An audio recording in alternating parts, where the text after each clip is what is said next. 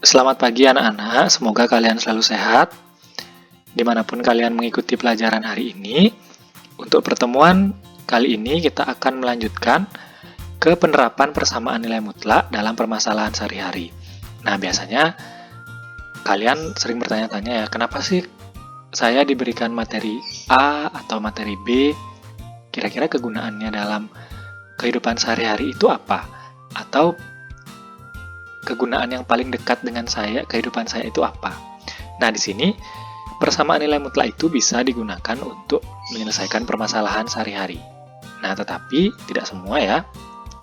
Permasalahan sehari-hari itu bisa diselesaikan, namanya saja harus memenuhi kondisi tertentu. Persamaan nilai mutlak dapat digunakan untuk menyelesaikan permasalahan sehari-hari, tetapi harus memenuhi kondisi tertentu. Ya, perhatikan harus memenuhi kondisi tertentu untuk digunakan dalam pemecahan masalah. Nah, yang pertama itu ada kondisi standar atau normal dalam permasalahan tersebut. Kemudian ada toleransi, simpangan atau pergeseran nilai. Yang ketiga ditanyakan kondisi maksimum atau minimum yang mungkin. Nah, di sini ketika sudah membicarakan mengenai menyelesaikan permasalahan sehari-hari, maka tidak jauh-jauh dari yang namanya soal cerita. Oke, rumus untuk penerapan persamaan nilai mutlaknya adalah nilai mutlak X dikurangi B sama dengan C. X ini adalah nilai maksimum atau minimum yang akan dicari. Jadi ada dua nilai nanti di jawaban itu, nilai maksimum dan nilai minimum. Untuk B-nya adalah nilai standar, artinya standarnya berapa, C-nya adalah besar penyimpangan. Coba misalkan tukang biasanya memotong kawat, motong-motong kawat sepanjang 1 meter. Nah, dari setiap potongan itu terkadang ada penyimpangan panjang, tidak tepat 1 meter, kadang lebih, mungkin lagi 0,05 meter atau kurang dari 0,05 meter.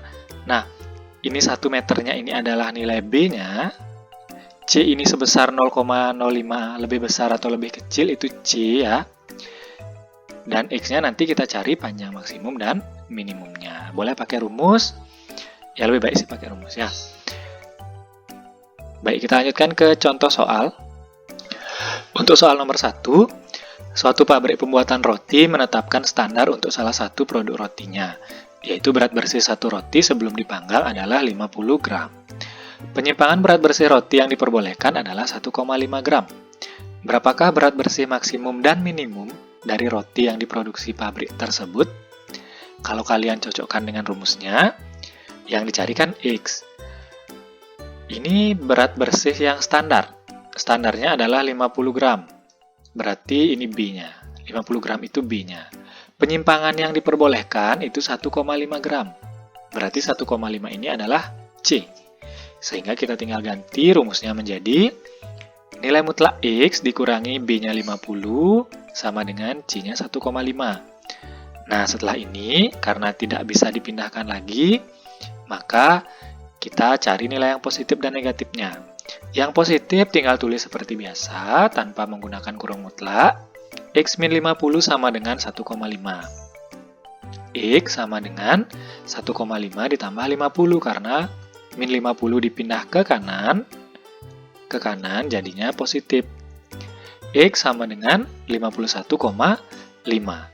Untuk yang negatif, X min 50 sama dengan min 1,5 ya, min 1,5. Kemudian pindahkan juga sama seperti yang tadi. Ingat, minnya itu ada setelah tanda sama dengan kalau untuk jawaban yang negatif. X sama dengan min 1,5 ditambah 50, karena min 50-nya kita pindah ke kanan jadinya plus. X sama dengan 48,5. Yang mana nilai max-nya, ini nilai maksimum, ini nilai minimum. Jadi, kita ambil kesimpulannya, berat bersih maksimum roti adalah 51,5 gram, dan berat bersih minimum roti adalah 48,5 gram. Ya, semoga untuk soal seperti ini bisa dipahami ya, karena tinggal mencari maksimum dan minimumnya sesuai dengan penyelesaian persamaan nilai mutlak. Oke, kita lanjutkan ke contoh berikutnya, yang kedua. Yang kedua, suatu persegi panjang mempunyai ukuran panjang nilai mutlak 3 dikurangi 5x cm dan lebar 8 cm. Jika luas persegi panjang tersebut adalah 136 cm persegi, tentukan nilai x yang memenuhi. Nah, di sini jangan khawatir ada nilai mutlak 3 min 5x-nya sebagai panjang. Kita cocokkan dulu dengan luas persegi panjang. Ingatlah ya, bahwa luas persegi panjang adalah luas sama dengan panjang kali lebar.